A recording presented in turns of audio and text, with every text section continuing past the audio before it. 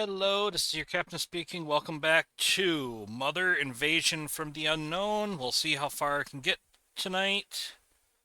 I think I got a cat. Why? You're being a pest right now. But, yeah. But we'll see how far I can get. I think I got to... I'm going to test the theory on what I'm supposed to do. I just realized one thing I probably should do if I'm following the game's logic. Uh, or the original game's logic. But I'll start off by reading the trivia question, and then I'll get us going. Sonic the Fighter has introduced two new characters to the franchise as competitors holding Chaos Emeralds in order to see who takes on Dr. Robotnik. One character was inspired and is possibly related to a character from an arcade brawler featuring two anthropomorphic pet birds who are trying to rescue their owner. The game received several ports, including a few that had a rather risque Easter egg. Name the arcade game. Okay, now let me get the game loaded up. And let's... hopefully okay.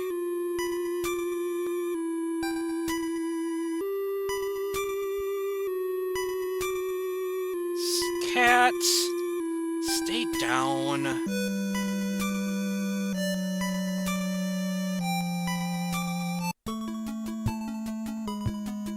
Now take roads to the mountain. I'm gonna head back to Padunk.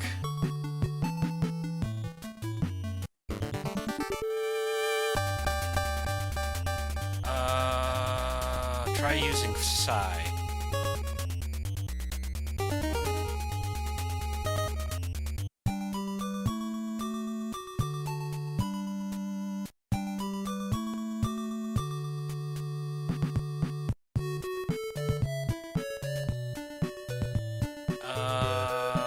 Shopping center. If it's the bank.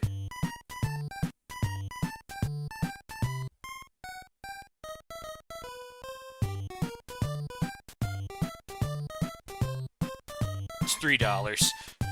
30.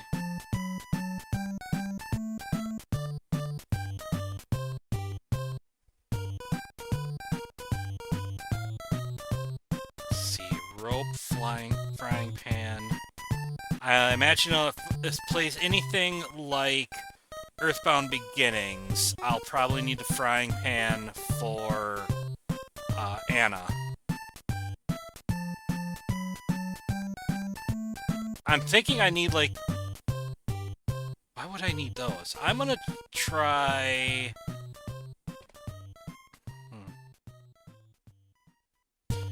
baseball bat. I'm gonna buy the boomerang.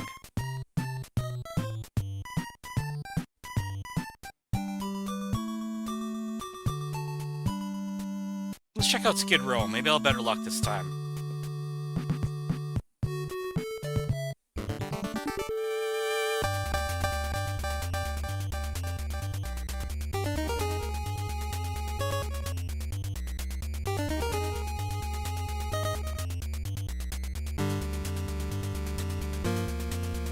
Use the bat.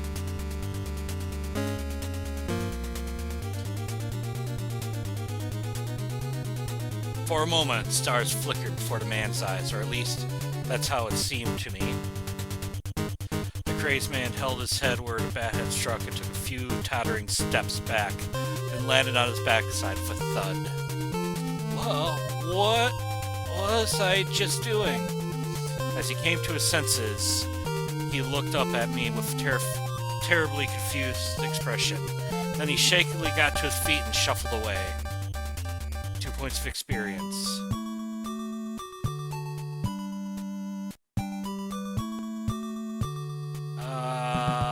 Head south. Let's go to the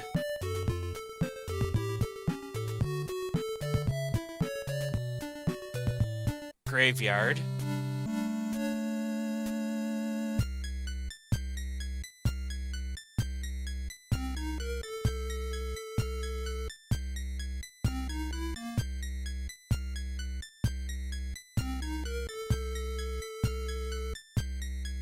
Wonder if I should try doing the middle coffin now that I got some items.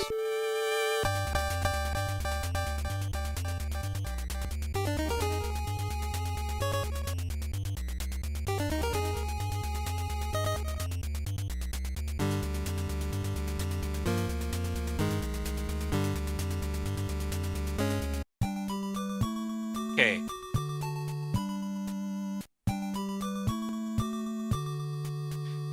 Kind of one thing I was trying to do. Nope, never mind. My theory was... Let's go north.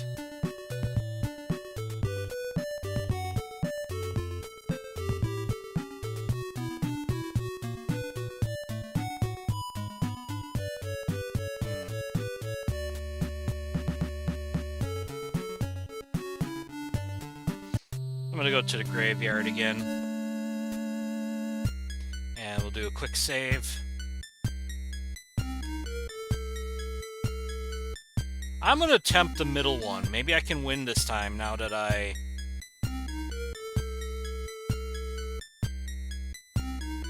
Very cautiously, I opened the lid to the middle coffin. I don't think I read this one. Creak! There was a half-decomposed man laying on his back inside with his eyes closed. His white shirt was stained with mold, the skin on his face tattered and worn. Suddenly, his eyes shot wide open. I'm going to turn the volume down on my end a bit. Wonder if I should turn it down on the video. I think I'm loud enough. Because I'm reaching the yellow and red, and the game music is just reaching into the yellow.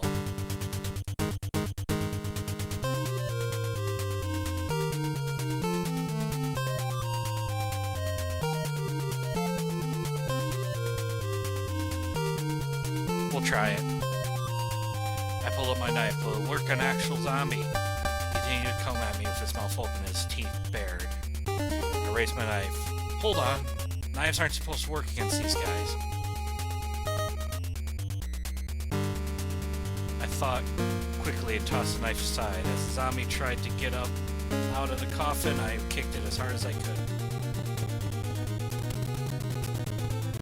Okay.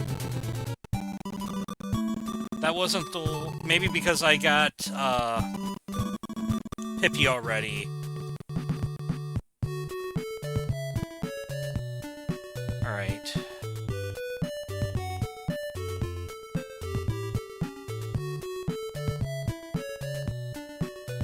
Quick save.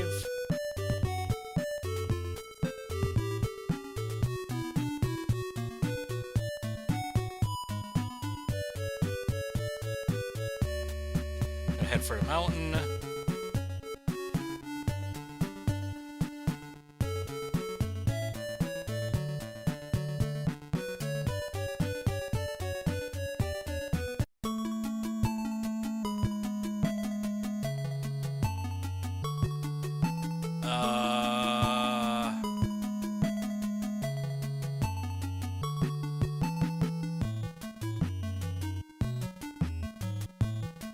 See if the boomerang does anything.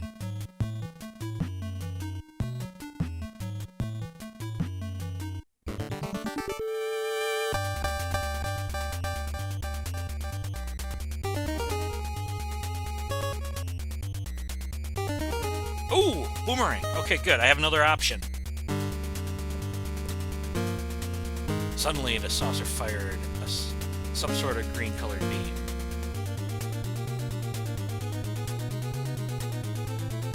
The beam just grazed the top of my head, missing me by a hair, and blasted a huge hole in the asphalt behind me. If it had hit me, I'd have been dead for sure. I aimed at the incoming enemy and hurled my boomerang with all my might. A direct hit, the boomerang slammed into the saucer, and with a clank, it veered off course, and then suddenly crashed right into the pavement. I ran over to it. The wreckage from the saucer lay in pieces scattered across the asphalt, with my boomerang right beside it. You gain 6 points of experience. This foe was a bit more fragile than expected. I picked up my boomerang, headed down the road again. I headed up the road along the exit ramp. And then at last I could see a white building that looked like a factory just beyond a sweet-smelling field where the scent of blackberries hung heavy in the air. I couldn't make out the name of the factory. It seemed like a very secretive place. Quick save. I probably shouldn't be here, but we're going in anyways. Enter the factory. I made my way through the overgrown blackberry brambles, and then finally found myself in front of the factory. The gray concrete walls were covered in cracks and fissures, and some kind of ivy was creeping thickly up to the windows of the 3rd floor. The windows were covered by rusted iron bars, and there was a security camera right above the metal entrance door. I pushed against the metal door and opened it. I could see that inside was hazy and dark. Still, as my eyes adjusted to the darkness, I could faintly make out the hallway ahead. At the end of it, there were some stairs leading up to the next floor. Quick save again. I slipped through the open door and began to walk down the passageway. I reached the end of the hallway and took the stairs to the 2nd floor. Was this factory abandoned? I got the sense that there wasn't a single person here. But the weird thing was, whenever I peeked into a room here and there, it looked as though someone had been in it up until very recently.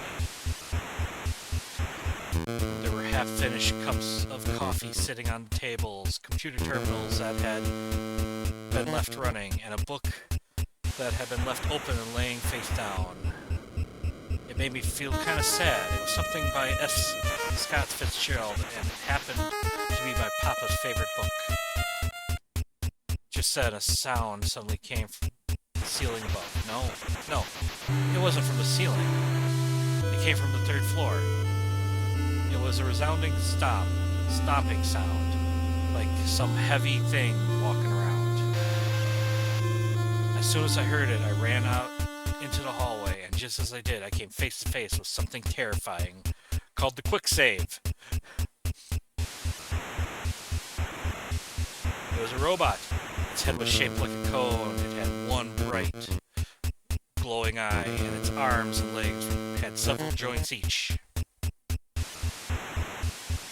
What was most surprising to me was the fact that this robot had an American flag emblem on its chest. What was this? With a loud whir, the robot lunged for me. This robot's gonna kill me. What should I do? Fight with items? The robot rushed at me, and I took a step back into the room I had just left.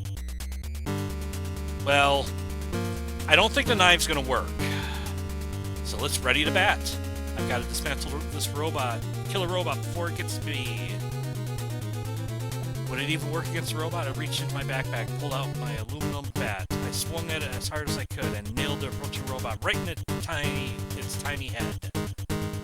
Crack! And what do you know? The robot teetered for a while, and then, with an incredibly loud crash, it fell over backwards and collapsed on the floor. Guess the head was a weak spot. Gained 5 points of experience. I put my inhaler to my lips and breathed in a puff of mist. Down on my feet lay the robot, and there on its chest was the emblem of the American flag.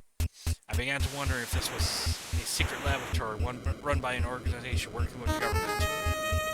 I wondered if some unknown enemy had attacked this lab and abducted all the researchers. I climbed to the top floor and looked around, but I couldn't find much of anything. What should I do now? Meet with Lloyd. I was just about to give up and go back down the stairs when I noticed a small red button on the concrete wall nearby. I tried pressing it, and a large square section of the wall beside me opened up. I peeked inside, and beyond it was a a narrow, hidden room.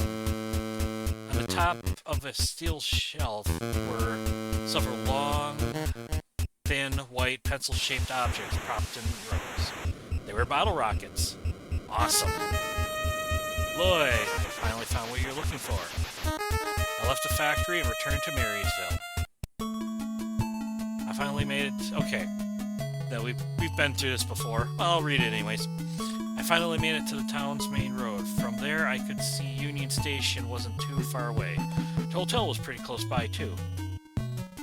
To my right was Marysville School, then to my left, I could see the Interstate Turnpike. However, there was an electric sign above the roadway leading south to the mountains, which read, "Danger ahead, entry prohibited."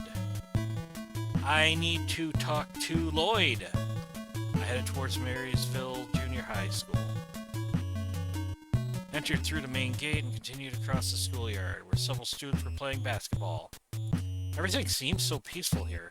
It was like all the strange and awful things that had been going on lately had been nothing but a bad dream. Entered Marysville Junior High School, headed straight for the roof. At the top of the stairs, I ignored the entry prohibited sign and opened the door. Then I saw Lloyd lying on the ground beside the trash can. Oh, these guys are assholes. You got probably by the thugs. Hey, what happened? I hurried over to him. Apparently, he had been beaten unconscious. He had blue bruises around his eyes. I tapped him lightly on the cheeks and he came to. It was those guys who were always coming after me. They finally found me, and well, here I am. So you can't just leave me alone. Can't you just leave me alone? I found myself feeling sorry for him again. You can't just give up.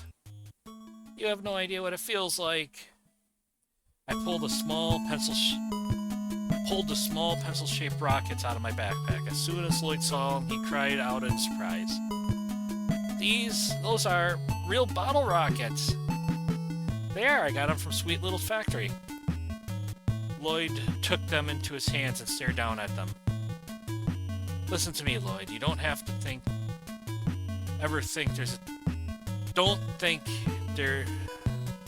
Okay, let me restart here. Listen to me, Lloyd. Don't you think there's even a little tiny... I can speak! Listen to me, Lloyd. Don't you think there's even just a tiny bit of courage in you somewhere? You're kind of like the lion in The Wizard of Oz. I think even you can be brave with just a little magic. Even me? What kind of voice was I doing for him? Lloyd looked a bit stunned. Then he slowly got to his feet. I think I can be brave. I can try anyway. You seem to be a lot like me somehow. And for some reason, I feel like you and I were always meant to be friends. Well, I have to be on my way now, so Lloyd, I guess this is goodbye. Couldn't I come with you? I want to try to be brave, too. I was surprised by his words. I never imagined I'd hear him say something like that. But it'll be dangerous. You might even be killed. It's okay. I'm coming with you. And, well, that's how I became friends with Lloyd Snyder. We shook hands, and then we set off together. To my surprise, Lloyd said he wanted to go back to the factory with me. Well, it really jumped ahead. Actually, it's kind of nice, then I don't have to repeat doing stuff. Though I kind of want the experience against the UFO. The Paradise Railway has been blocked by a huge boulder. If they want to get it up and running again, we'll have to shoot a missile and blow the boulder to pieces. I didn't see any missiles there. Don't worry about it. I don't know what kind of voice I'm trying to do for him. He kept walking us at a fast and steady pace. We crossed the shallow section of the creek, following a shortcut to the factory. We cut across the field of blackberries and finally entered that pale and gloomy concrete building. Just be careful, there's some pretty weird robots wandering around here. As I spoke, my voice echoed down the dark passageway. Okay. Apparently this... What voice am I trying to do for him? Apparently this place used to be a secret manufacturing plant for the military. Those robots are probably guard bots. I wonder if they're being manipulated by that strange power you mentioned before. Just as we reached the second floor and began heading to the third, we heard loud stomping footsteps overhead. I looked up and saw that it was the same kind of robot as before. Only this time there were several dozen of them, and they were all making their way quickly down the stairs. They're blocking the way we need to go. Let's let Lloyd handle this. Just leave it to me. Lloyd's voice shook, but he spoke clearly. We ducked through a nearby door marked Security Control Room. The robots followed close behind.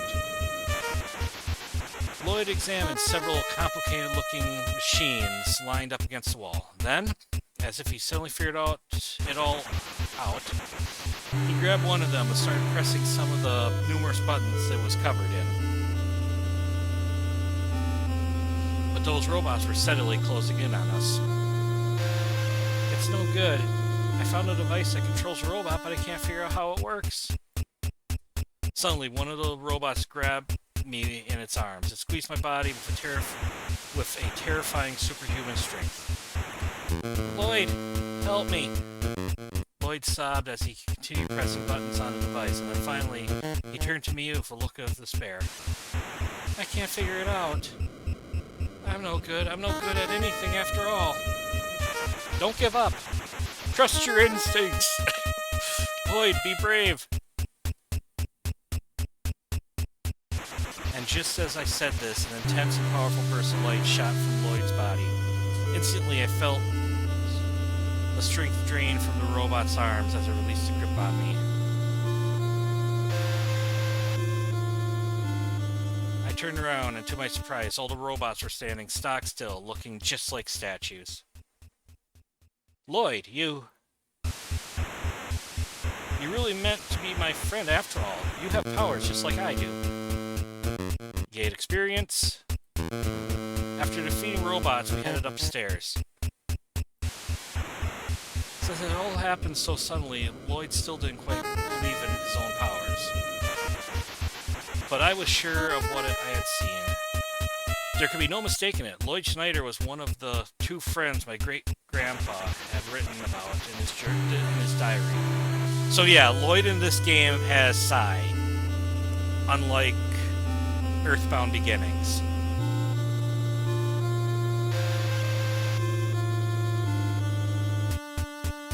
We finally made it to the top floor. With incredible ease, Lloyd found a button hidden along the wall which I hadn't noticed when I had been here earlier.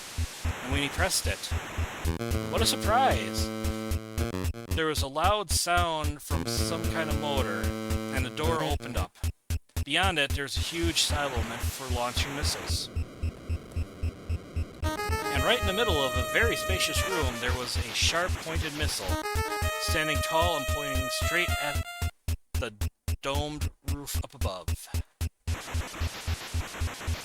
Lloyd brought me into a smaller room off to the side, the control room for the missile launches. And when he flipped the switch on the computer, something appeared on the screen.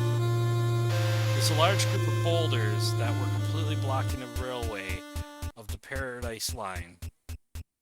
One of the many monitors lined up beside the computer. Countless incomprehensible numbers scrolled by in endless columns. I'm setting up the target for the missiles now.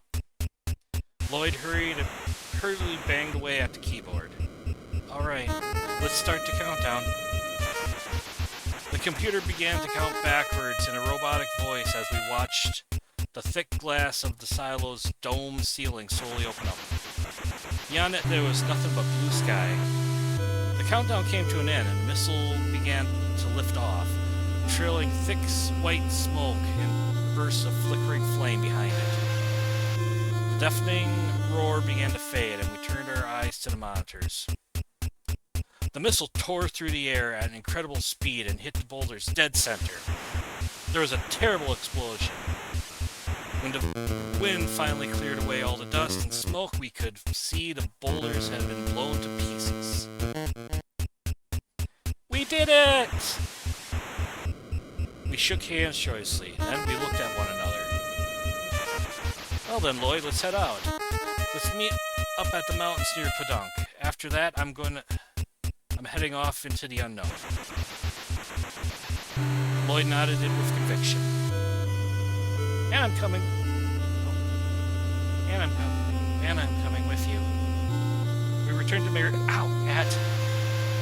Marysville and temporarily parted ways. Hope to see you again soon, Lloyd.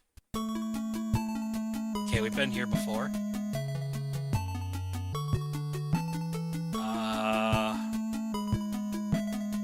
Why do I need to head to Marysville? Or not, Padunk?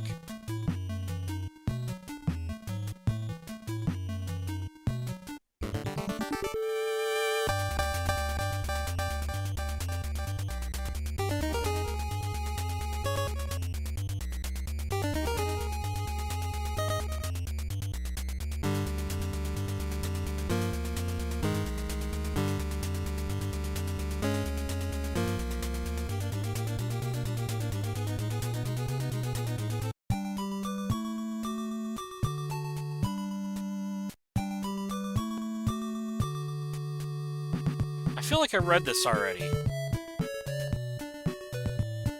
Okay, make a visit home.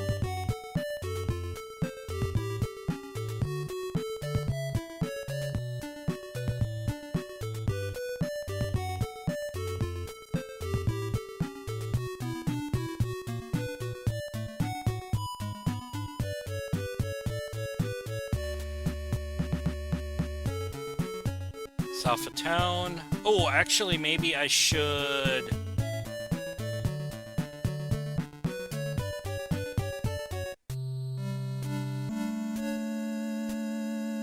We're gonna go through here. Actually, I'm gonna quick save while I'm at it.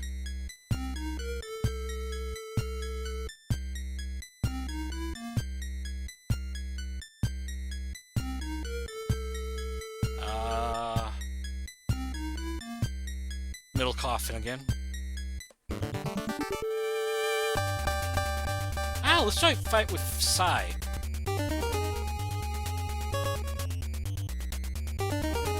I concentrated my thoughts, turned them into a white-hot flame, and shot it towards the zombie. The flames engulfed in a matter of seconds, and for a short while, the zombie writhed in agony.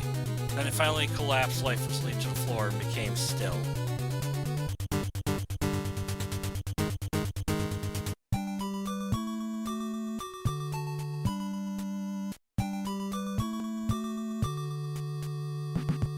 North. Let's go to the shopping center. Visit the bank. I want to know how much money I have now.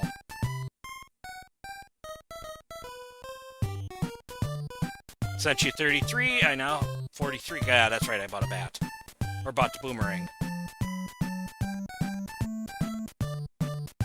Do I have enough for the stun gun?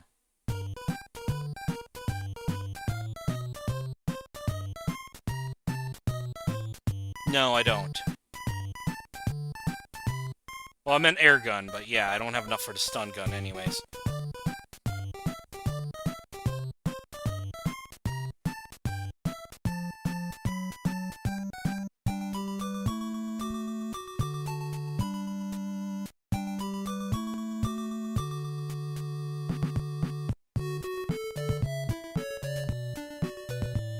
Okay, we're gonna meet by... Head for the mountain.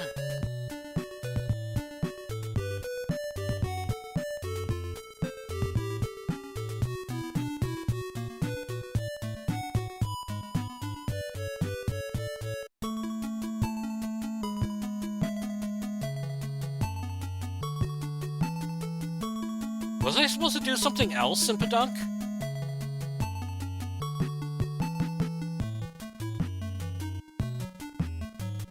outside the Union Station.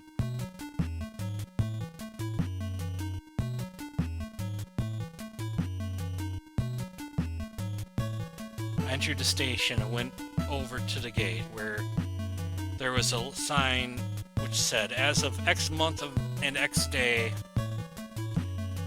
the Paradise Line has resumed operation. We are terribly sorry for any inconvenience caused by the lengthy gap in our service. The station master. Headed for the ticket counter and looked over the fares.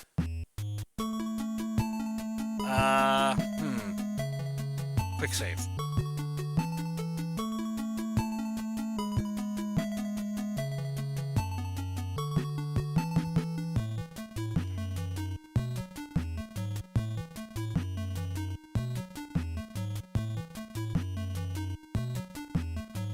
Now, reindeer never had anything in the game, and normally, when you meet Anna, you want to go to Snowman. I'm gonna go to Snowman. I have enough. I stepped through the gate onto the platform and could see an approaching express train, distorted by heat haze, and headed right down the tracks. It stopped neatly at the platform, and a large crowd of passengers suddenly exited. I stepped aboard the train and sat down next to the window. There was a loud, long whistle, and then with a lurch, the train rattled into motion. The Paradise Express was on its way at last. After leaving Union Station, the train steadily began to pick up speed. As I watched the scenery fly by through the window, I thought what might happen from here on out. The train climbed the mountains, crossed over rivers, and plunged into tunnels until at last it began to slow down again. We were approaching Reindeer. The train pulled out of Reindeer Station and traveled onwards through a gentle plain. Off in the distance, I could see a small house with a red roof at the base of the hill, and I suddenly found myself feeling homesick. I wondered what my mama and sister were up to at that very moment. And finally, after passing through a long tunnel, the train arrived at Spokane. Hope everyone's okay. The train set out with a piercing whistle. The platform of Spokane Station faded further and further away. Before too long, the tracks gradually began to climb upward. As I watched the landscape roll by through the window, it slowly changed into one of rugged mountain and deep valleys. After passing through several long tunnels, I found myself in a land of snow. The fields and forests were covered by a fluffy blanket of pure white. Then at last the train arrived at the station in Snowman, the last stop on Paradise Line. I stepped off the train and onto the platform of Snowman Station. Icy wind was blowing fiercely. I'm going to turn the volume down again on my side. This music is louder than I anticipated. I kind of wonder if I should turn it down. I'm going to turn the game volume down just a hair. I think that should be good. The town was up in the mountains, high above sea level. It was covered in snow for 6 whole months out of the year. Off in the distance, I could see a range of pure white mountains. These mountains served as backdrop for rows of houses with large, gabled roofs, which looked like something straight out of a European countryside. With the loud sound of tire chains grinding in snow, a four-wheel drive Chrysler station wagon drove past, and I quickly crossed the street and set out on foot. At last, I made it to the town of Snowman. I couldn't believe how I had come so far. Of course, I've been further from home before. The furthest city I've traveled to was Boston. My papa was a huge fan of the Celtics, a basketball team, and he took me all the way to Boston Garden to see a game. But that was another story. Anyway, this town was the last stop along Paradise Line. And it's a long, long way from where I live in Badunk. New Hampshire, the next state over, was only 20 miles west of Snowman. The stone-paved roads continued up a gentle slope and straight into the heart of town. There was no hotel to be seen, probably because this rural town was so small and overlooked. As far as shopping goes, there was a single general store, and right next to the building was a sign on it which read National Western Bank, Snowman.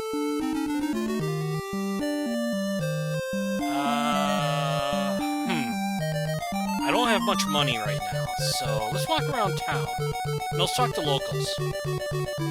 There were two people out and about. One was an old woman with a fur hood, and the other one was a man with a rifle on his shoulder standing beside a Ford pickup truck.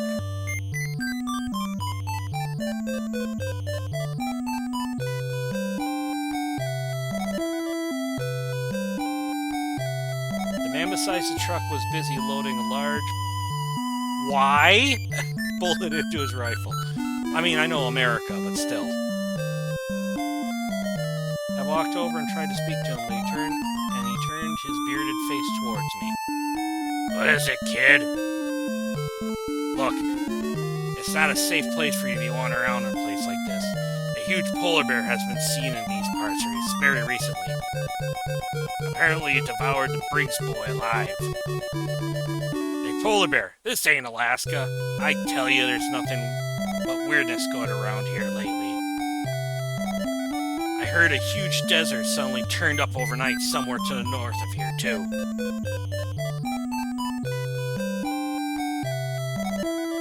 As I walked along stone-paved road, powdery snowflakes began to flutter down from the gray sky above. I was gonna say, I don't know if there's anywhere in the Appalachian. I don't know anything about the Appalachians, so I could be wrong. But I don't think the Appalachians are quite high enough to be getting snow year-round. Again, I could be wrong. So I know the Rockies are higher. I've only been out there once, but my mom wanted to go and take us over the mountains, and the day before it must have snowed, so that the roads were closed. So, but as I said, I'm not sure about the Appalachians. I mean, it probably is. There probably is snow.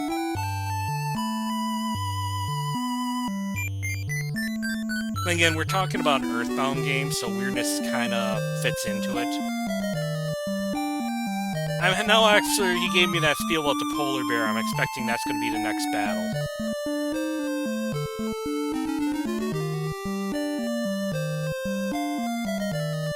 The people walking through the streets turned up their collars, thrust their hands deep in the pockets of their thick, warm pants, and hunched their shoulders as they headed quickly home. Suddenly I noticed a small church in the distance, at the top of a gentle hill. Head for the church. I climbed a path up the hill and could see that the church was really very small. Across on the roof of the church was a black silhouette against the gray clouds. A poster which read, "God Save Us," was hung above the door, and half of it had gotten loose and fluttered loudly in the wind. I opened the door and entered the chapel, and in one of the many pews all lined up in rows, I could see a young girl in a pink one-piece dress. I approached the girl, feeling kind of nervous for some reason. She was praying. Beside a confessional, a priest sat in front of a large pipe organ and was softly playing hymns. I felt a strange, purifying sensation in my heart and found I could only stand there in a bit of a daze. Suddenly, he paused in the middle of his hymn. "Anna, can you tell me if there is someone here?" I was a bit puzzled by his words, and priest turned around and I understood. The man was blind. The girl turned to face me. Is there something I can help you with? The girl had a very soft face and large eyes, but her tense brows gave the impression that she was very strong-willed. No, sorry for interrupting. For some reason, I didn't quite understand, and with my heart pounding away like a drum, I left the church as quickly as I could. As a harsh, frigid wind rushed through the streets, I hunched my shoulders and walked on. All this icy weather aggravated my asthma, and I couldn't keep myself from coughing. I took frequent puffs of mist from my inhaler, but instead of improving at all, my coughing only got worse. As I walked hurriedly on, my footsteps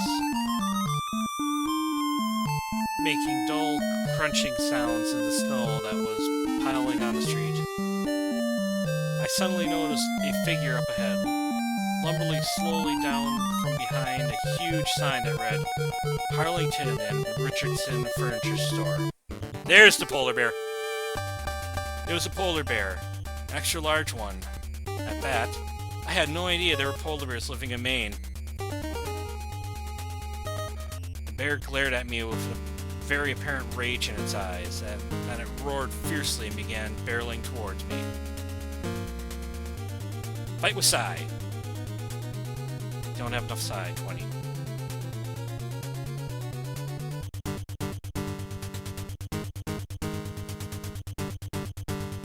Using items. I'm gonna run. Knife is not gonna do enough against polar bear. Bat might have better luck. Same thing with a boomerang. I turned tail and fled, kicking up a cloud of snow behind me. I ran as hard as I possibly could. Then I remembered something my papa told me once. That a bear running at top speed could easily overtake a car. But I was lucky. Snowman's train station was pretty close by. I dashed into the station. Just as I hoped, the bear seemed to lose interest in chasing me. Turning its big round behind, it loped off to who knows where.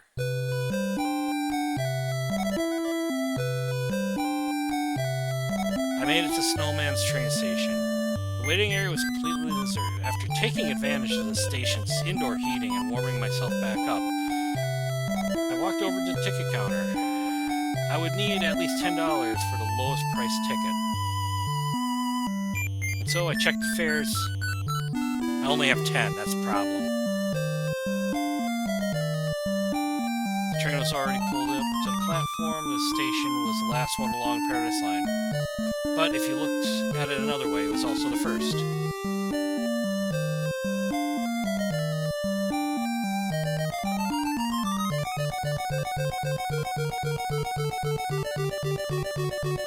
I'm gonna try going to Reindeer?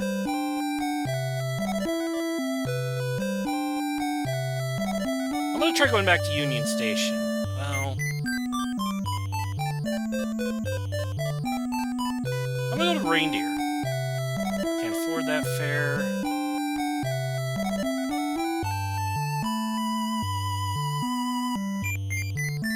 I'm annoyed it didn't give me a choice to go back into town. I know that's probably how the original book was like, but I think going back into town would probably should have been an option. The train slowly pulled away from the platform of Snowman's train station. I leaned to get my head against the window and looked out at the scenery. Snow-covered towns and forests drifted by. As we passed through the first tunnel, my eyes returned to the inside of the train car. I was sitting in the very last row, so other passengers were sitting in front of me. Then one of the passengers who had been sitting with his back to me suddenly stood up and turned around. He was a middle-aged man wearing a button-down shirt with a narrow collar. I noticed that his face was strangely disfigured. His chapped purple lips spread wide, and I could see the inside of his mostly toothless mouth as he addressed me. Hey there, little boy. Why don't you come along and play with me? He was a zombie. I guess at some point a zombie had found its way on a train. The other passengers were in danger. Everyone, listen to me! This train car isn't safe. You have to get out of here now!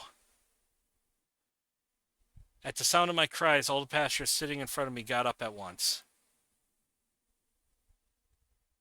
Oh, cute little boy. As she stood up and grabbed my shoulder, I could see half her face had rotten away. She was a zombie too. The train car was full of zombies, and slowly but surely they were shuffling and stumbling towards me.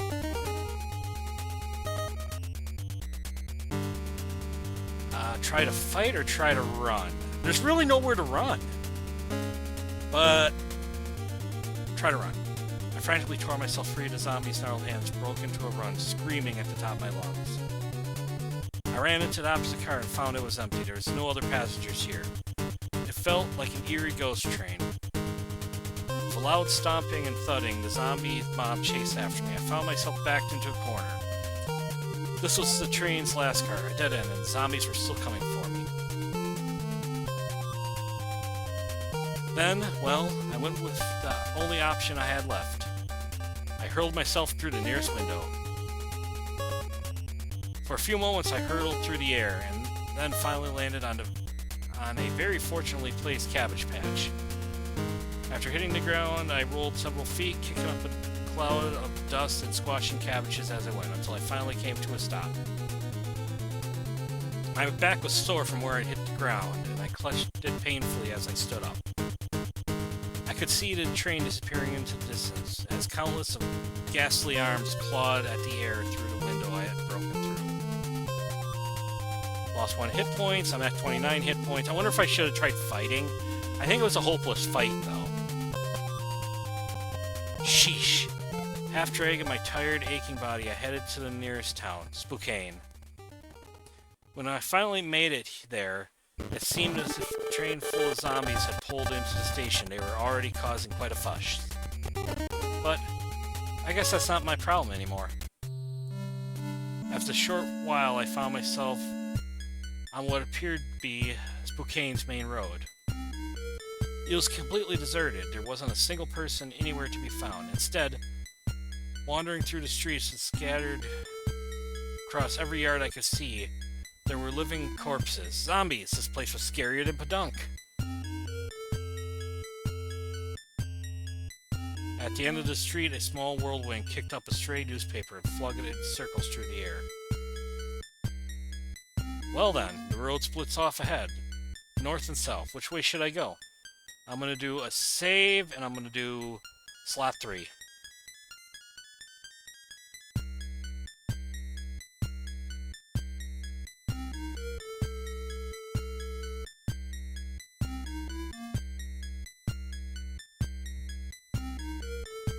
The road heading north came to a dead end at one lone house. On the front of the house was a sign that read, Healer's Psychic Clinic. A psychic clinic? It suited the tone of Spokane, I guess. I knocked on the door and a small man with white hair poked his head out. I am Dr. Healer, a spiritual therapist. I provide treatments that your average doctor cannot. When you have need, I do hope you'll come see me anytime. Sure. I shook the man's hand before returning to the main road. When you have the need, the guy said, what the heck does that mean?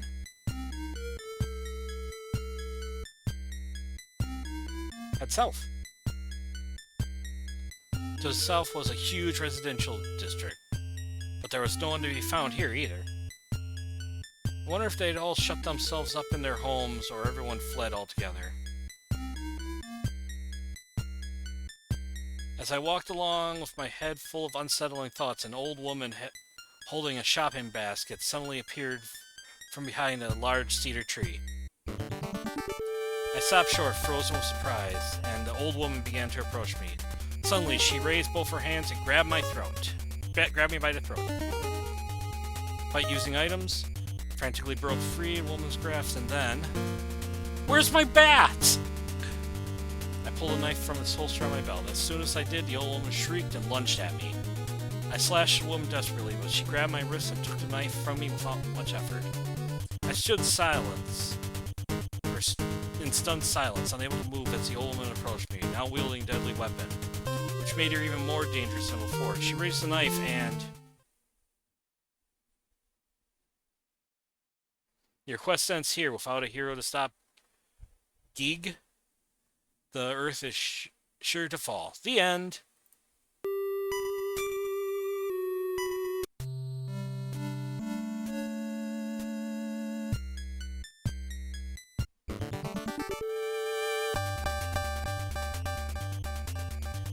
She was under the control of some unknown force, like all the others. The woman's bloodshot eyes opened wide as she noticed me, and encountered a powerful blast of psi fire, or PK fire.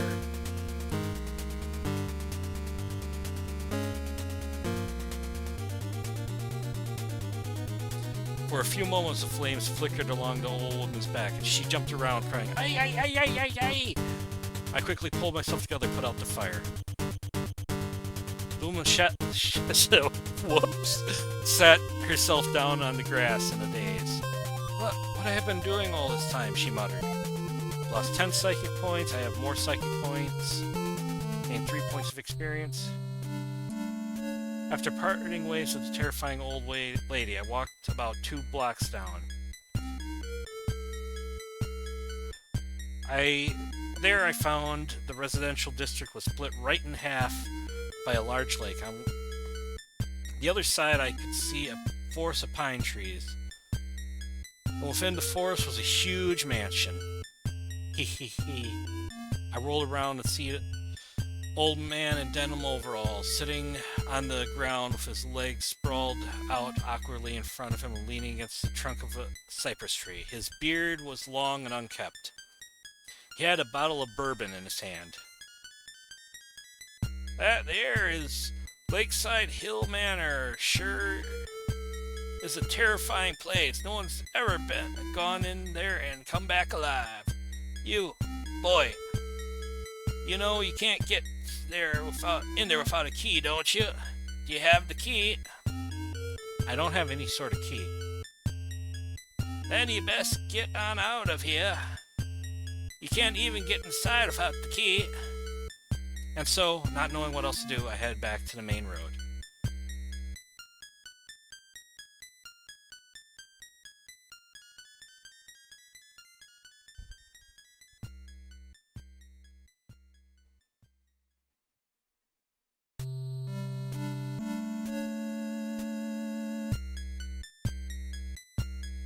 Leave town.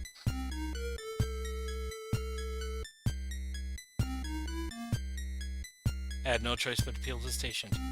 Oh, excuse me, you wouldn't happen to have any part-time jobs available, would you?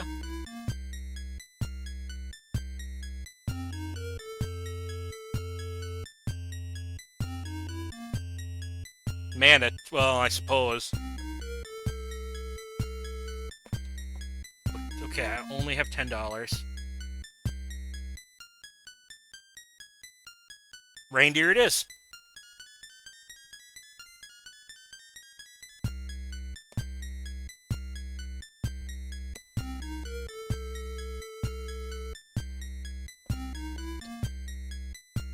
The train set out from the station at Spokane and clacked along through the gentle plains of the suburbs.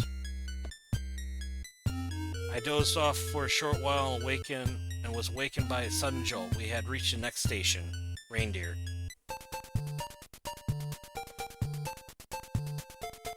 I got out onto the platform of Reindeer and hastily made my way through the gate.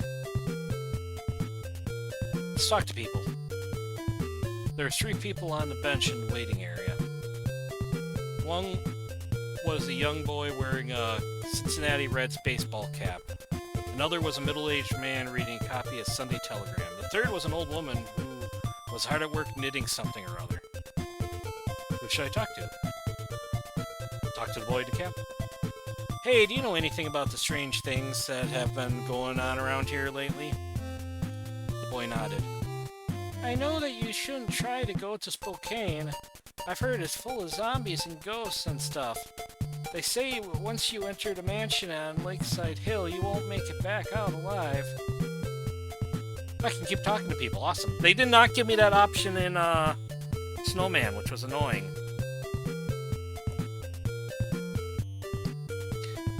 Yeah, I already said that.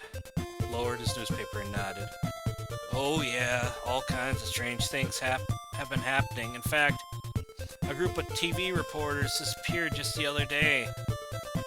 They had gone out on location to a desert that suddenly appeared very recently. Apparently all that anyone knows is that they were approached by some sort of robot or something like that. Let's talk to the woman. I was about to talk to the old woman doing her knitting, but she spoke to me first. Hey, little boy, are you heading to Snowman? What kind of voice is that? Probably. I nodded. The woman seemed relieved, and she smiled. Ah! There we go! Except now I need to get money. Well then, would you be so kind as to bring this hat to a girl who lives in the town's church? Of course! I took the hat from her. Who should I talk to? Leave the station. As I left the station, the towering summit of Mount Natoi could be seen clearly in the distance. The sight of those strange black clouds covering the very peak of the mountain filled me with a sense of dread. All those strange incidents began as soon as those eerie black clouds appeared. It was a bit of a walk from the station to the town of Reindeer. And so I headed down the deserted streets through the suburbs. Suddenly I heard an extremely loud honking sound from behind me. I'm about to get attacked by a car, ain't I? Quick save. I turned back to look, and right across the street read sign, "Danger, don't go out alone." And I saw a huge 18-wheeler truck barreling right for me, trailer and all. It was a Mack brand truck, I thought, but suddenly noticed something else. There was no one in the driver's seat. The truck was headed right for me. If that thing's gonna run me over, I don't do something, try to escape. The truck came flying at me with a deafening roar. I managed to dodge swiftly, but the thing blasted out an overpowering cloud of exhaust. I began coughing violently and was overtaken by a fit of asthma. In a panic, I put the inhaler to my lips and breathed deeply, but it wasn't doing much good. Meanwhile, the truck had done a full U-turn and was heading back my way. This coughing fit wasn't about to subside anytime soon. I desperately fought for breath as I fell to my hands and knees. And still the merciless truck was closing in on me. I was in trouble. I managed to dodge a truck as it bore down on me, the engine roaring fiercely, but this time I jumped onto the cab. I crawled through the open passenger window and slid into the driver's seat. The steering wheel was huge and moving all around on its own. I grabbed it, but I couldn't control the thing at all. I didn't know what else to do, so I dove beneath the dashboard. I kicked some panel door and started tearing the mess of countless wires underneath. And just as I thought, once the power had been cut, the truck had no choice but to give up. It slowly came to a stop, and I stepped out of it and sighed in relief. 4 points of experience! The town of Reindeer was small, but had a decent shopping center and a hotel. The hotel was 12 whole stories tall, a very fancy name, the Atlantic Inn Hotel. Across it was a shopping center, which had 2 floors. Reindeer Mall, as it was called, was a huge building that had burned down in a fire about 2 years ago and had just recently been fully rebuilt. It was a shopping center, parking lot. The parking lot in front of the Reindeer Mall shopping center was packed full of cars. I went in through the main entrance and spotted the National Western Bank ATM in the corner. There was a payphone next to the ATM. I hurriedly picked up the receiver and prayed it would be able to get through to my papa's. And soon enough, his warm, familiar voice came through the speaker. Is that you, Doug? Is that you, Doug? How have you been? Papa! Okay. We've done this song and dance. I know things have been tough, but you have to keep fighting until the end. I'm sending you some money. Be sure you take it with you. $7. I have 10 in total. Yay. Make sure to thank Papa. Oops, I was supposed to read that. I wandered through the shops on the second floor looking for anything that might be useful out for my journey.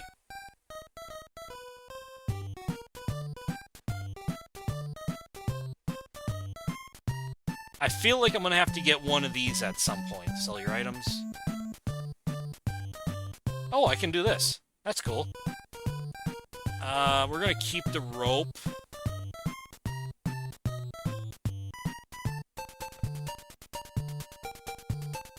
I don't have enough for the hotel, that's the problem. Staying on the guard in case that murderous truck is still lurking somewhere out there.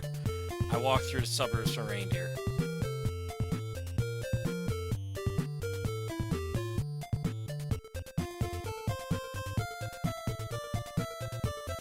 Let's head back to Union Station. The train lurched into motion with a piercing whistle and departed Reindeer, and soon it was passed through a dark tunnel.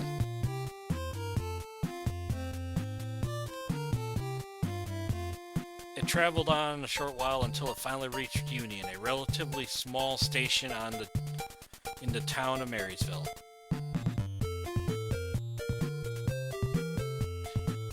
The Paradise Line actually continued past this stop, but apparently the bridge was out further down the track, so was the end of the line for now. The train pulled up to the platform and I got out. I walked through the ticket gate and left the station. Dazzling light of the sun above Marysville stung my eyes. Well, I guess I'll set out on foot from here.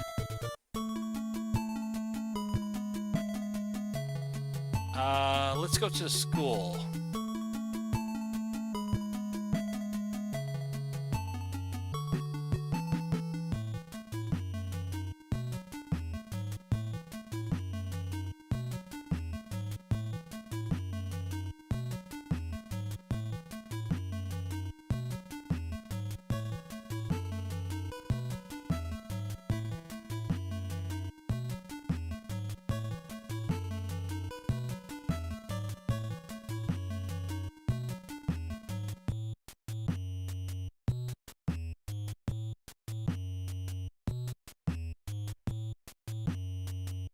How do I meet up with Lloyd again?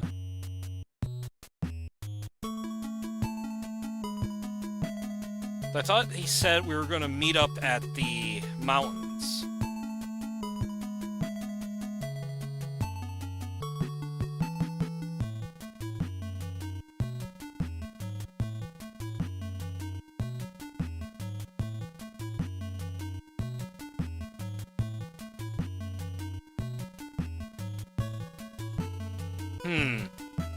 I have no money. I am going to... Oh, maybe we're supposed to meet up there. I'm dumb.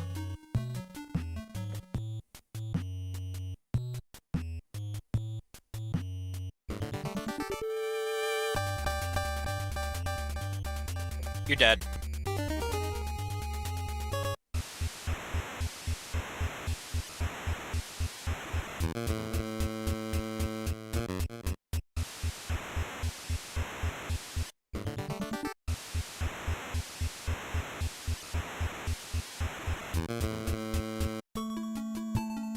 That's disappointing. I'd like to go back in there because I bet you I could get a decent amount of experience and money by doing that.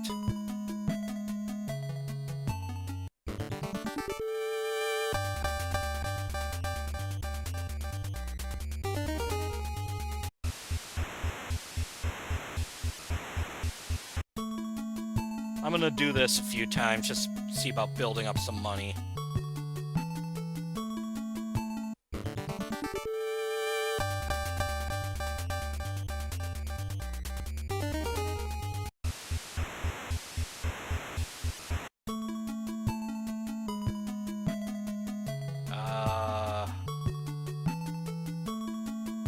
I'm actually curious how much,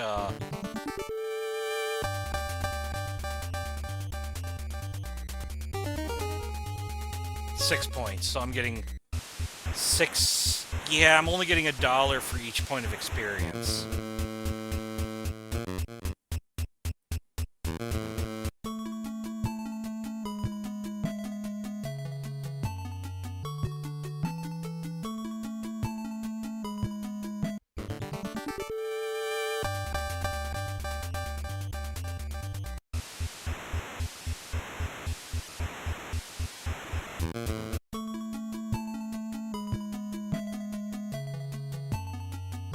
It's kind of weird, basically, being able to level grind in a, choose-your-own-adventure game, basically.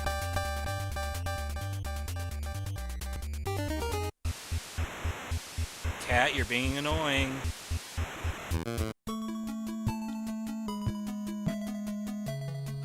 Road to mountains. Fight using items. Fight with boomerang. I'm gonna head back to Pedunk.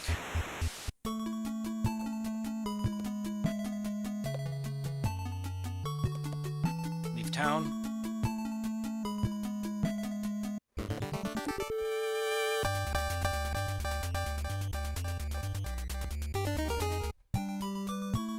Visit home.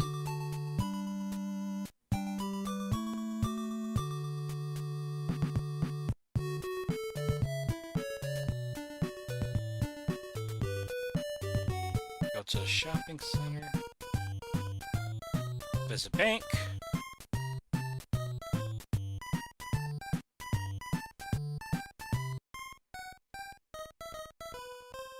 $47. I now have 47. I need more.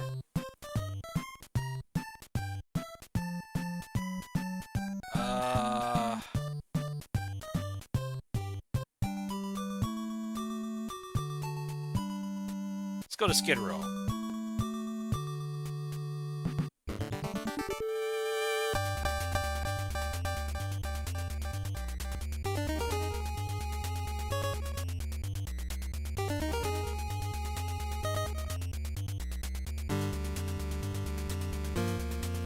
Yeah, only 2 points of experience.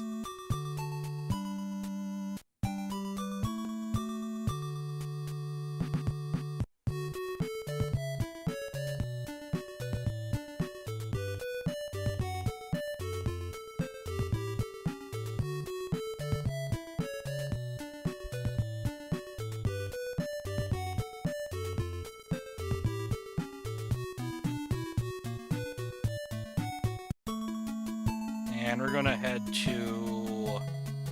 We're gonna do this till got about 100.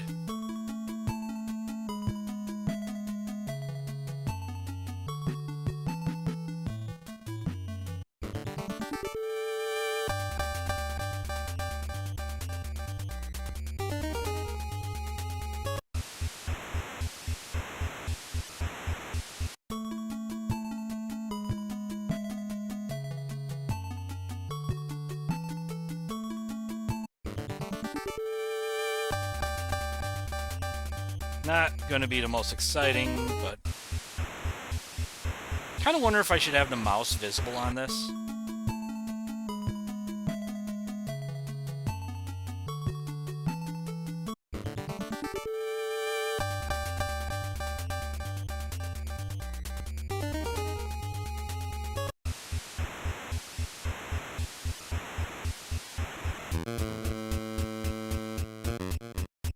Yeah, where do I meet up with Lloyd again? So I thought we were supposed to meet up in the mountains.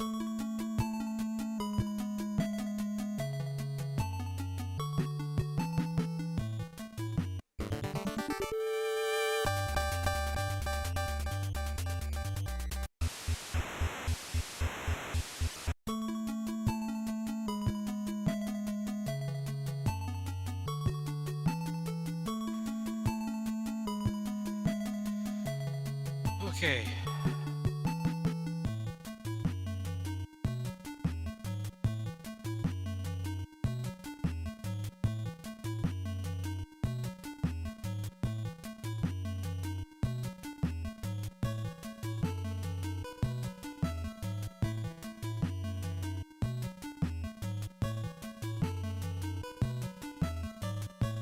Yeah.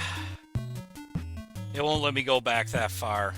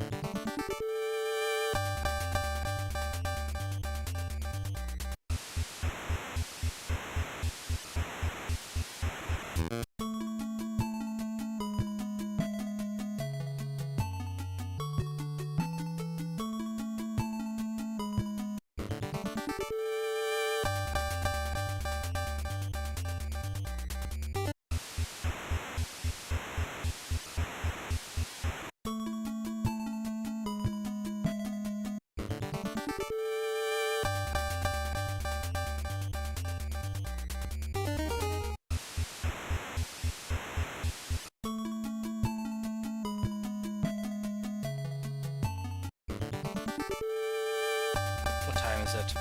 You know, I'll go till 20, do this till 20, I'll head back, see how much money I've earned, and then I'm gonna go and give Anna back her hat.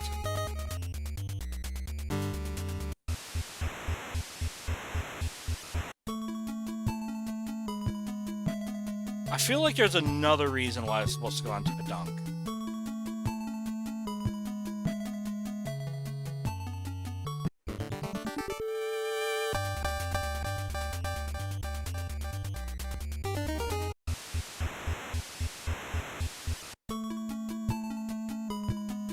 I know, riveting gameplay right now.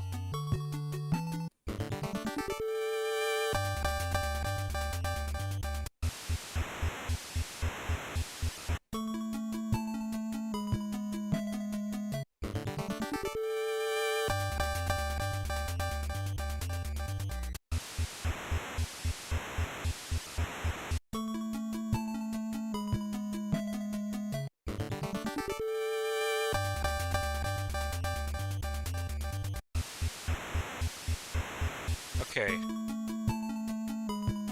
I'm actually...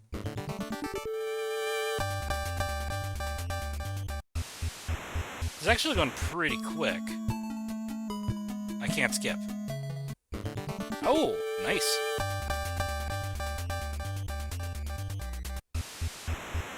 I can do this. Skip. Then do this. Skip.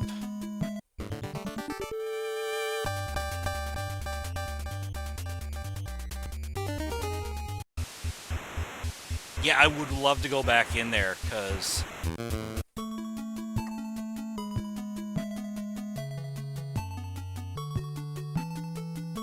I think I could get a decent,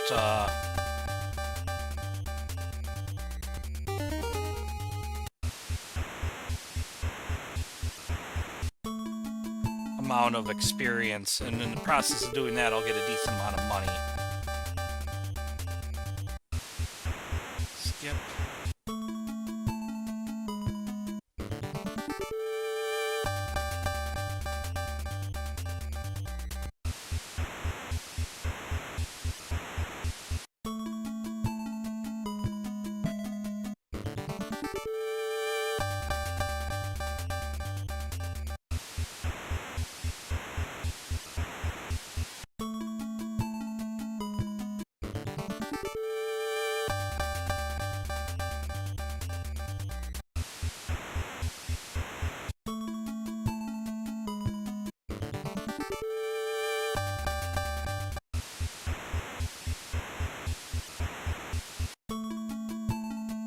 Skip.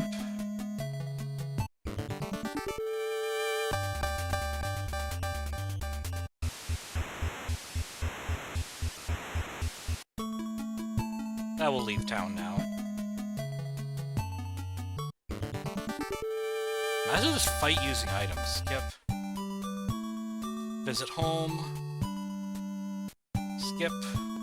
North side of town. Skip. Shopping center. Skip. Visit bank. Skip.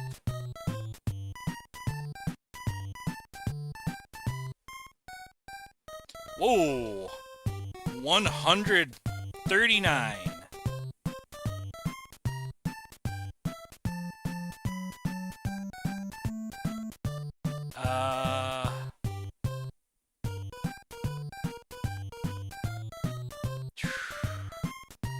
do I? So I almost might as well get the stun gun now.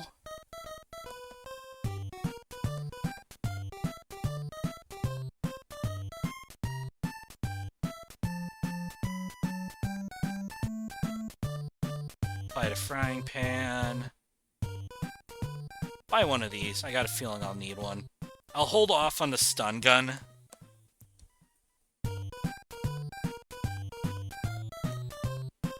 Until I know I can get, like... Until I have Lloyd in the party. I'm just grabbing the frying pan, because... And we're gonna quick save.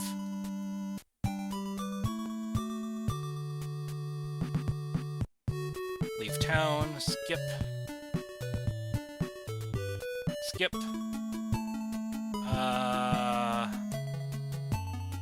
Quick save. Head to Union Station. Skip. Let's go to Snowman. Skip.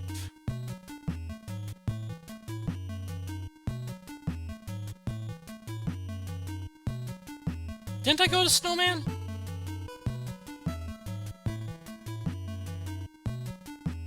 This town became very popular. Hang on.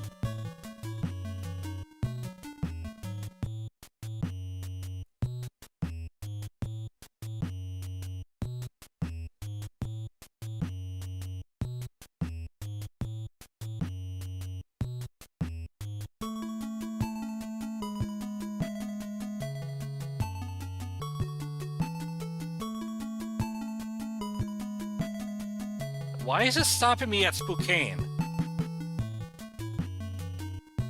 Spokane Station. I had gotten off at the same platform once before with my papa, several years ago.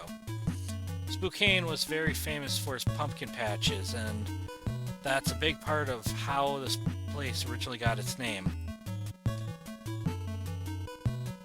This town became a very popular destination during the spookiest season of the year, when folks carve funny faces into pumpkins and use them to decorate their front yards to celebrate All Hallows Eve, or as it's more commonly known, Halloween. My papa and I had come here to pick out pumpkins and decorate our yard that year, but that was a very long time ago now. I walked through the tickets gate and entered town. I should be going to Snowman. Why is it stopping me here? Whatever. There was a Ford pickup truck parked crookedly over a giant fir tree in front of the town's hall building. I could see something white dangling from the truck's open window. It was a bone of a human arm, in fact, and sure enough, sitting in the truck was a... Yikes! Spokane really lived up to its name. Find someone to talk to.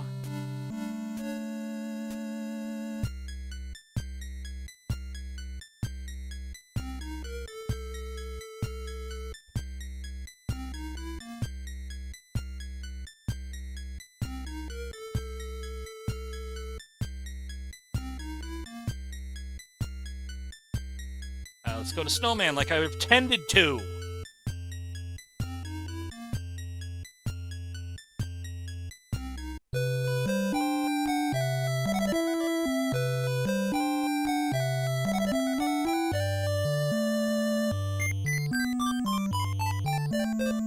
And quick save.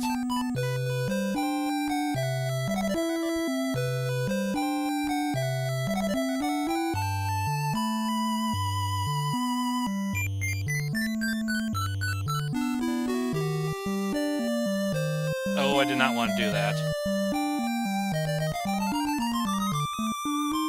Talk to locals. Suck the old woman. I did not realize I could backtrack. I don't know if that's a good thing to have or not. I approached the old woman who happened to be passing by. Hey, are you sure you're alright? Alright out in this kind of cold with such a light jacket? She was right to be worried, and I had been doing my best to endure my discomfort. I wouldn't want to worry her, so I just smiled. Ma'am, have there been any strange incidents in this town lately? I just got here from Padunk myself. Strange things have been happening over there, one after another.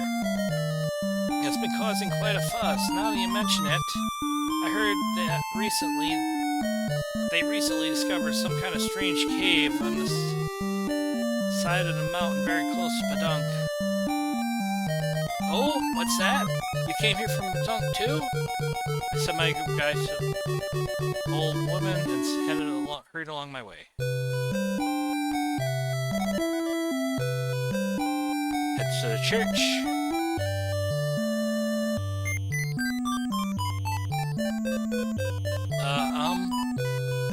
I tried to speak up, but all I could muster was a pathetic mutter, holding out the... Oh crap, hang on, what'd I miss? Okay. I opened the door and entered the chapel, and in one of the many pews all lined in rows, I saw a young girl in a pink one-piece dress. The girl was all alone. There was no one sitting at the large pipe organ besides the confessional. I tried to speak, but all I could muster was a pathetic mutter, holding out the small hat that had been given by the old woman I had met in the train station at Reindeer.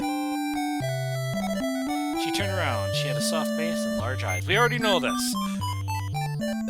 Someone gave me this hat, and as words finally came out, the girl's face suddenly lit up. Oh, was it Miss Natalie? Thank you so much. Well, I wasn't going very much. The girl stood up and walked over to me. When she reached out and took the hat, for just a moment, our hands touched. And for that moment, I could have sworn I felt something like a spark between our fingers. I knew she must have felt it too. I pulled back my hand in surprise, and of course she did too. But suddenly, I knew everything about her. I knew her name was Anna Bruton. She was 12 years old. She was born in a small house besides a big lake near the town of Spokane, and she lived there for the first 5 years of her life. Then both her parents died in a car accident. All alone in the world, Anna was taken in by the man who served as priest in this church in Snowman. And I knew that there was a certain dark and worrisome shadow that constantly lurked just at the edges of Anna's heart and mind. Are you Douglas Holloway? The one who's meant to be my friend? And you have the same strange powers as I do, isn't that right? I shrugged my shoulders and chuckled. Anna, I don't know which of those questions I should answer first, but you're right, we're meant to be friends, and I have to go with you on your journey. She finished the sentence for me, and those wide eyes of hers looked deep into mine. Didn't you hear it just now? A woman's voice saying, come on, come to Magia something? Come to Magican, bring two melodies and two friends along. That's what the voice had said, and I knew very well that I hadn't collected two melodies yet. You have to go to my old house in Spokane. It's been taken over by ghosts, but there's a mysterious piano in a room on the 3rd floor that plays music all by itself. Of that, Anna handed me a key. I told Anna to wait for me by a certain mountain cave on the outskirts of Padang, and I continued my journey. What's that? Oh, I couldn't take Anna with me to that old mansion. It belonged to her parents, and she was still too upset about their deaths to face it.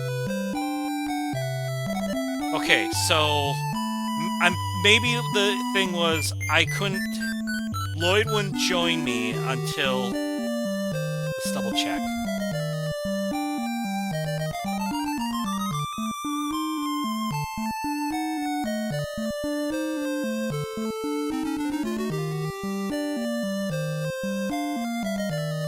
A certain mountain cave on the outskirts of Badunk. So maybe the reason why I didn't meet him there is I was supposed to have Anna as well.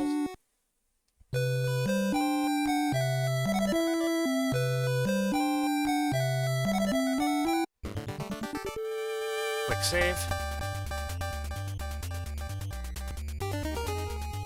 Sigh. The polar bear charged right for me, kicking up clouds of snow as it came. A woman exiting the nearby drugstore saw what was going on and cried.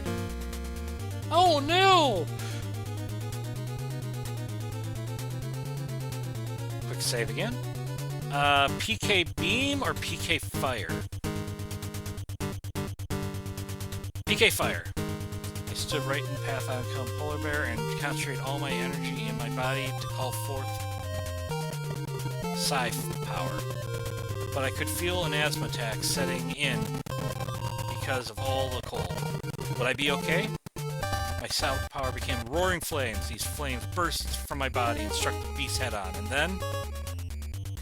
yeah, the overwhelming heat seemed to bring the bear back to his senses. It rolled around in the snow and put out the flames blazing his fur, and the bear stood on its hind legs, looking terribly puzzled. Finally turned its back to me and lumbered off to who knows where. 10 psychic points, have 20 psychic points, gain experience.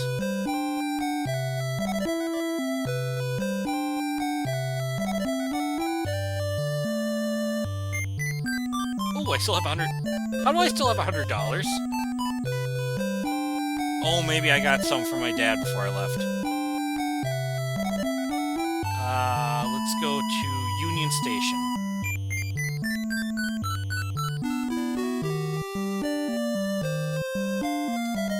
My breath caught in my throat. I had been on this train before, but last time all the passengers were zombies. Yep. We're gonna fight them this time. Never mind. It was the face of a sweet, gray-haired old lady. Well, if it isn't Douglas! Oh, it's Miss Sylvia, a woman who lived next door to me in Padung. With a sigh of relief, I chatted pleasantly with her for a short while, and then the train finally pulled into the next station. We came.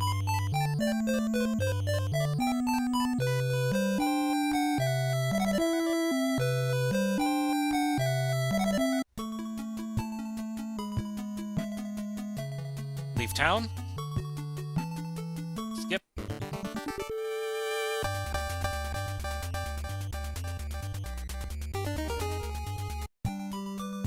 Let's visit home. Skip.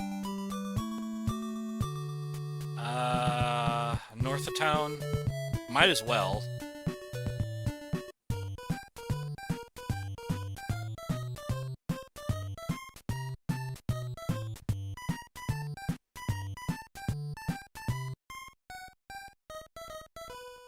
Leave shopping center. Head south. Skip. Leave town. Skip. Head for the mountain. Left Padunk, headed straight for the path leading towards Mountain Toy.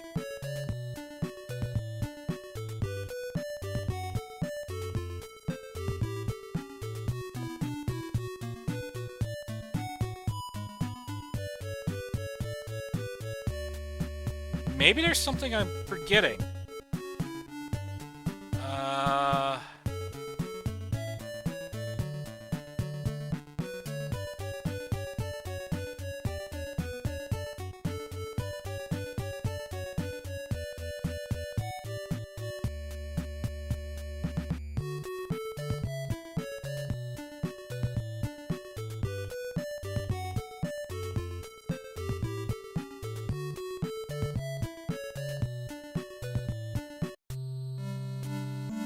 I was gonna say, didn't I already rescue Pippi?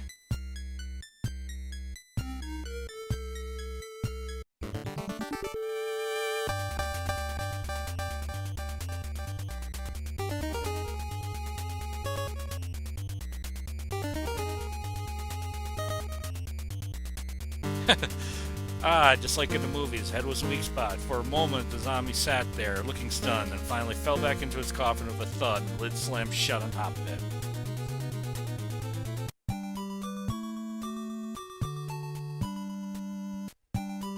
I am lost.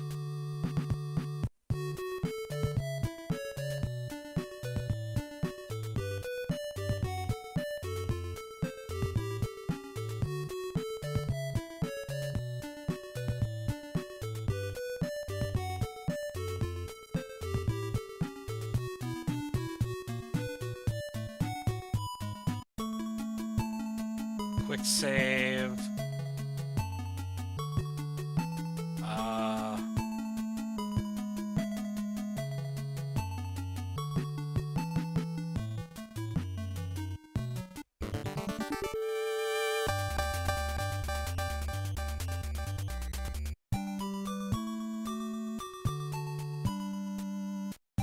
But what am I supposed to do?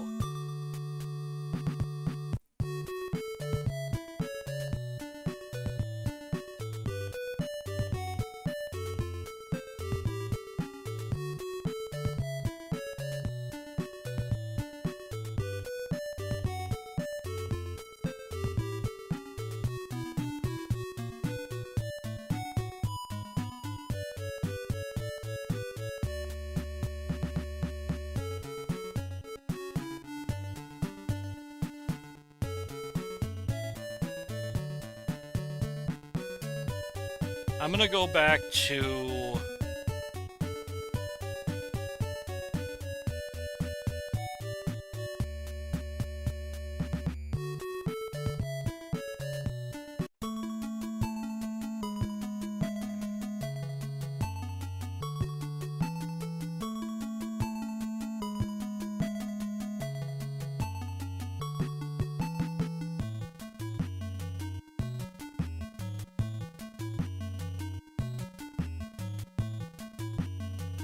Oh, okay, I'm gonna do this.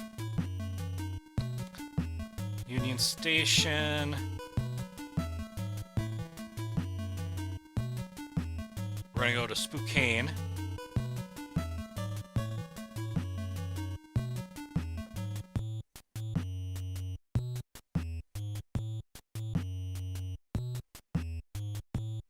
Find someone to talk to.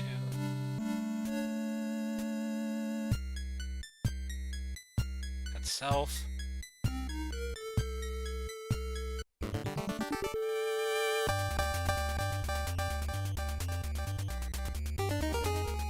Okay, the woman took a few unsteady steps backward. She stared at me with those bloodshot eyes and lunged for me once more.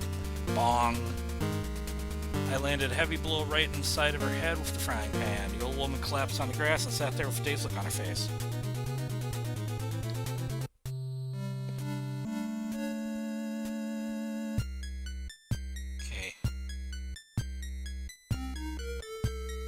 Oops, hang on.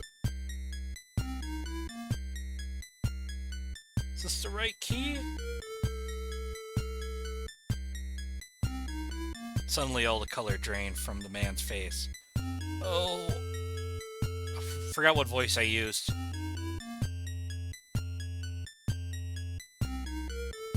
Oh, this kid has the key. He actually has the key. How horrifying. I can't take this. And with that, the man shakily got to his feet, clutched a bottle of alcohol tightly, and sauntered away. I watched him go, feeling very confused, and pulled myself together, headed for the mansion. Oh, maybe I'm supposed to get the, melody, and then I meet up with them. That makes sense.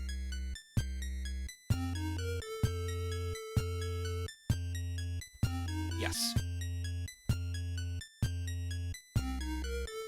I walked up to the huge front door and found the keyhole. I inserted the key and turned it, and that with a click, I heard the lock release. Slowly, the door began to open all on its own.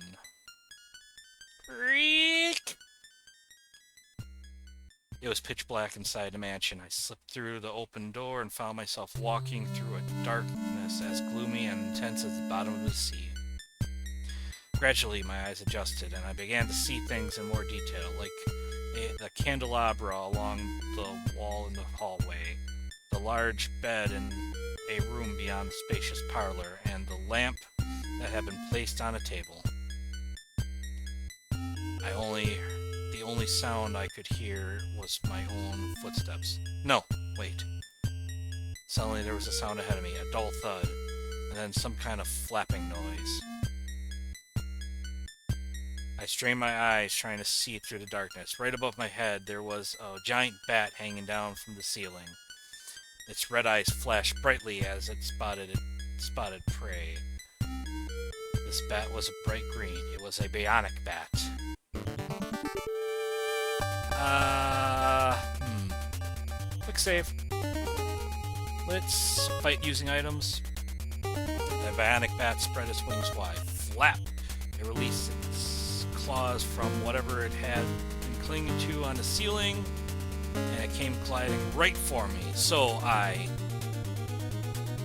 Ready to boomerang! I pulled a boomerang from my backpack and hurled it at the beast. A direct hit with a pitiful cry, the bionic bat fell to the ground and began flapping and thrashing wildly. To my surprise, the body suddenly began to shrink. Before long, it had returned to the size of a regular bat and flew off into the darkness. The showdown with the bionic bat helped me come to my senses. I decided to try exploring deeper into the haunted house. I climbed a incredibly wide staircase and made my way to the second floor. I continued down the hallway and came to another set of stairs. Then suddenly, a lone ball of light appeared halfway up the stairs. I took a closer look and I could see that it was a man in tattered clothes holding a lantern and slowly climbing down the stairs, step by step. He wore a hood over his head. Peeking out from underneath it was a terribly pale, eerie face with large, glaring eyes. He was cloaked in a shade of dark red, dark red, and it appeared as though he was covered in fresh blood. A blood-splattered zombie. I was so horrified that I broke out into goosebumps. Not what I was expecting. I was expecting to encounter that one weird, Igor-like monster. And before I even had time to prepare myself, he suddenly and very silently floated into the air and lunged for me. The zombie slammed into me with terrible force, his nails dug deep into my shoulder.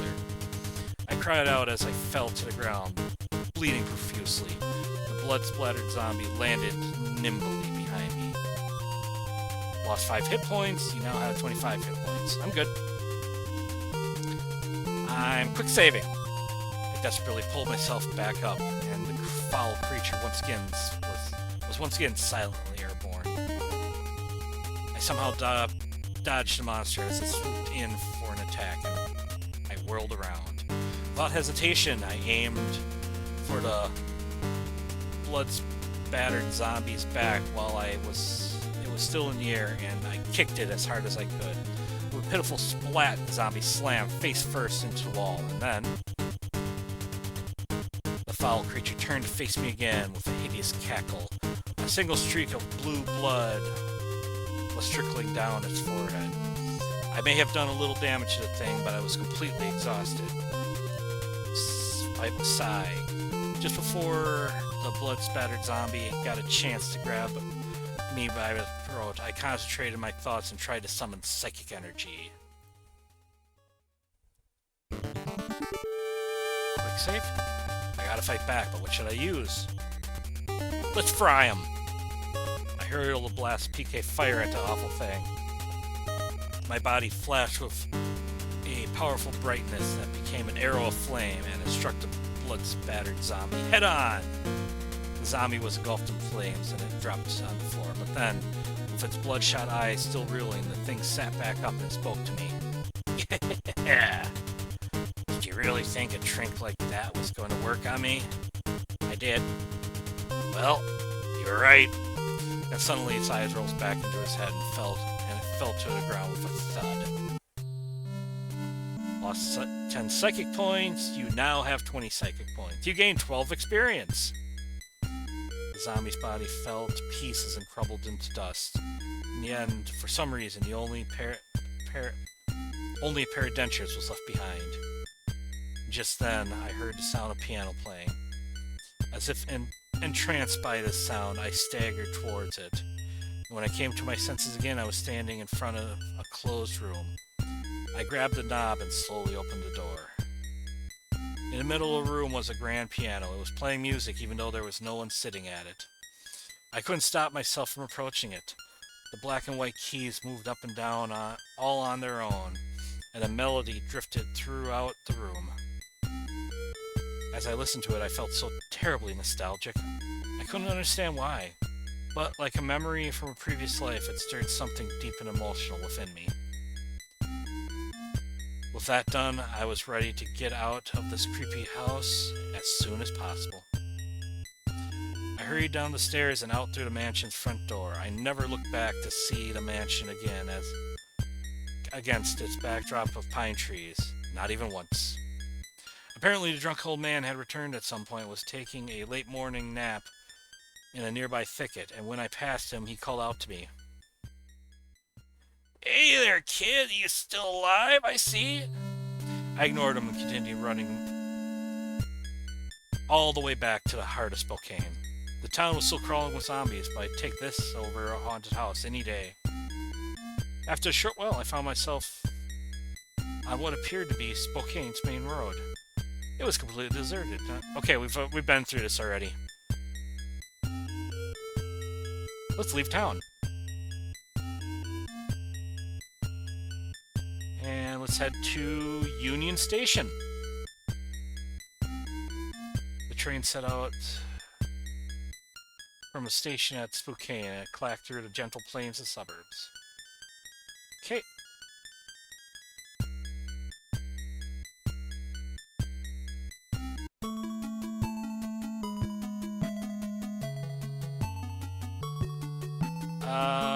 Leave town.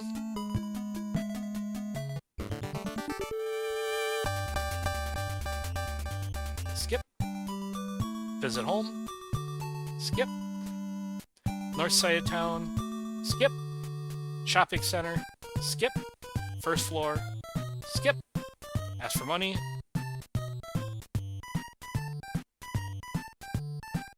$36. I have 79. Skip.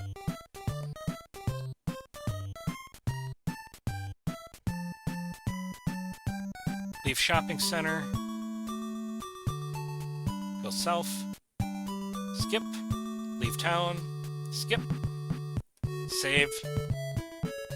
Yes. Head for the mountain.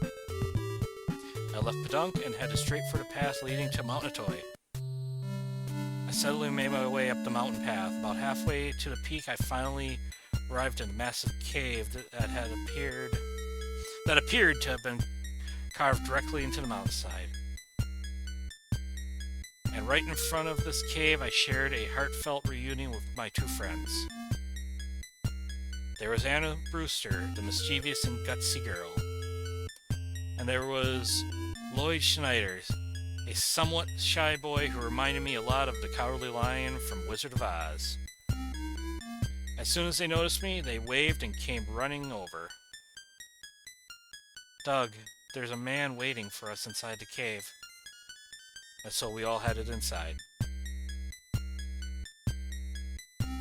Deep within the cave stood an old man with a white beard who looked like a wizard from a Chinese fairy tale. "You have done well to come this far, boys." As he spoke, his voice echoed throughout the cave. "Hey, there's a girl here too, you know." "Silence!" Clearly, this guy was no fan of women. "So he's a jerk, then."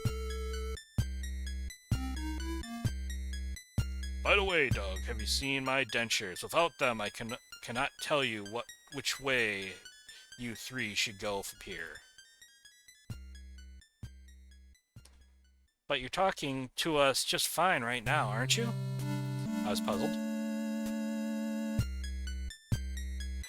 "That is because I am speaking of matters concerning this world. To speak of the other world, I need those dentures. I must have dropped them somewhere." "You've got to be kidding." I sighed with a defeated shrug. "Oh, I did collect them." Well, are these the dentures you're looking for?" I held the dentures I got from that monster in the haunted house back in Spokane.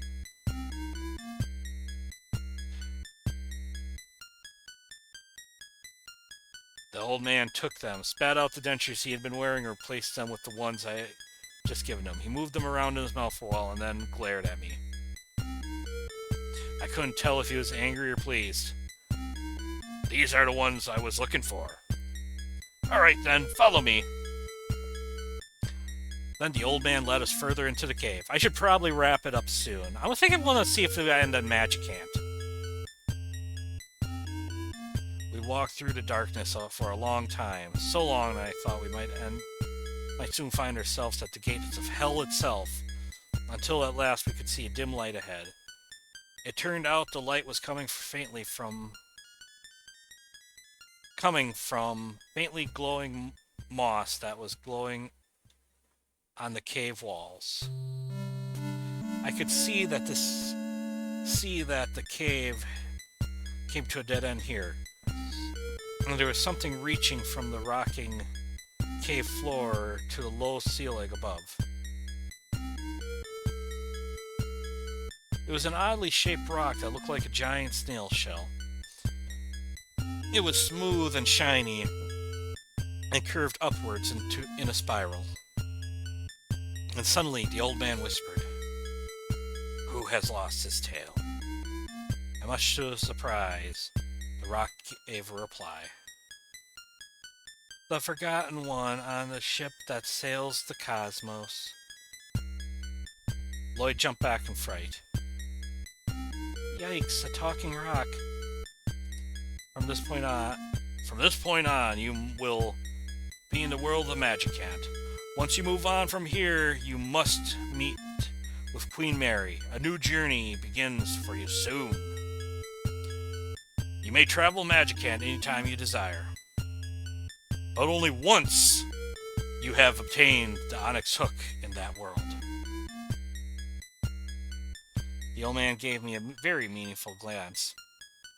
Take heart and go on.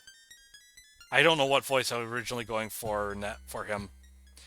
As soon as the old man said this, we found ourselves swept away by an invisible force, like leaves sent flying by October winds, or small boats caught in a violent maelstrom. When I finally came to my senses again, I found that we were all lying down on some sort of pink carpet.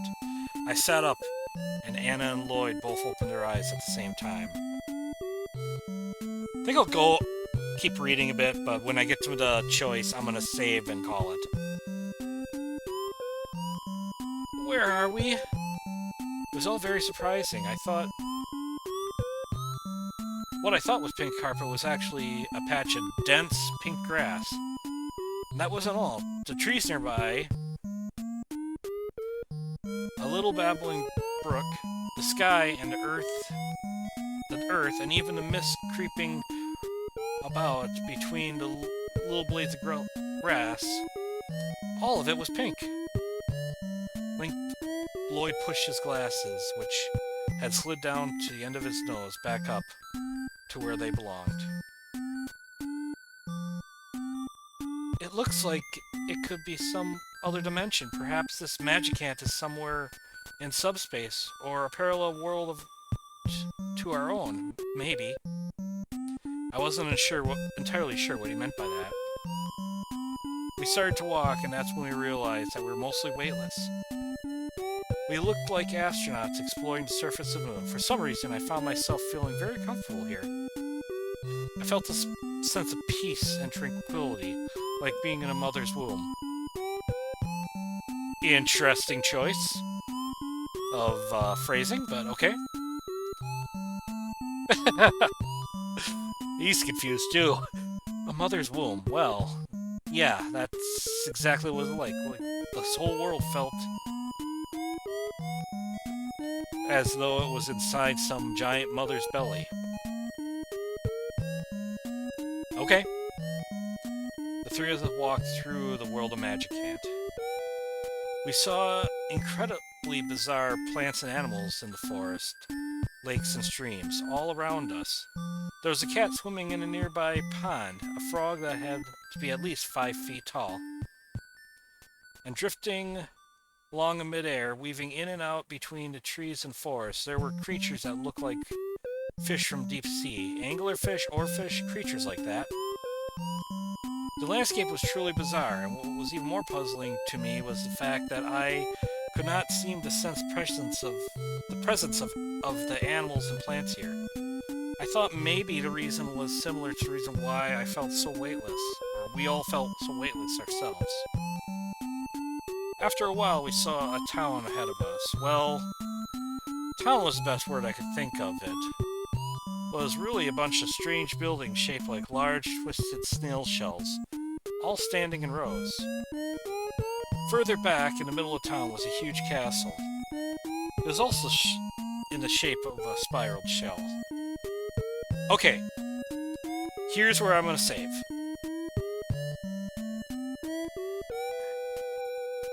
Yes. Alright, so I'm going to call it here then.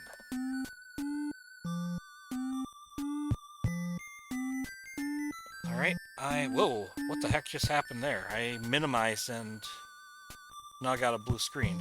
Okay.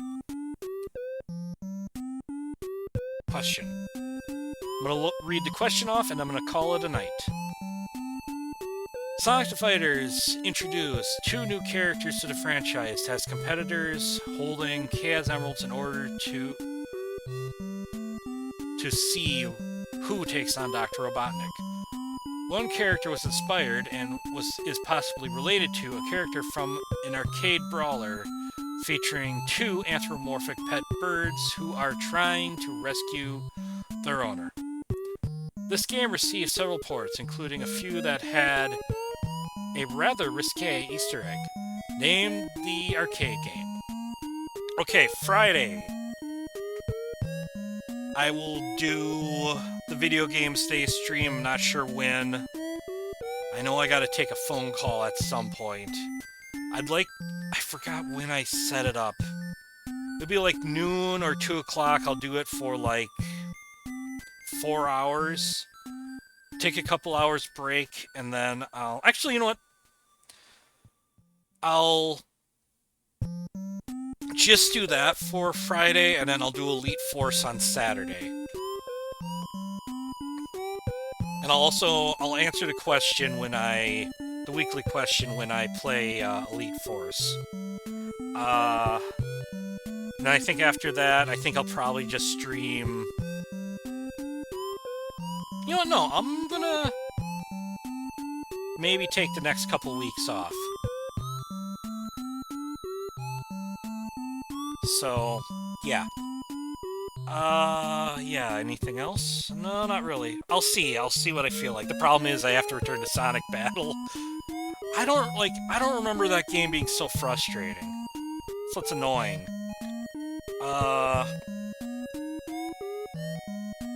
But yeah.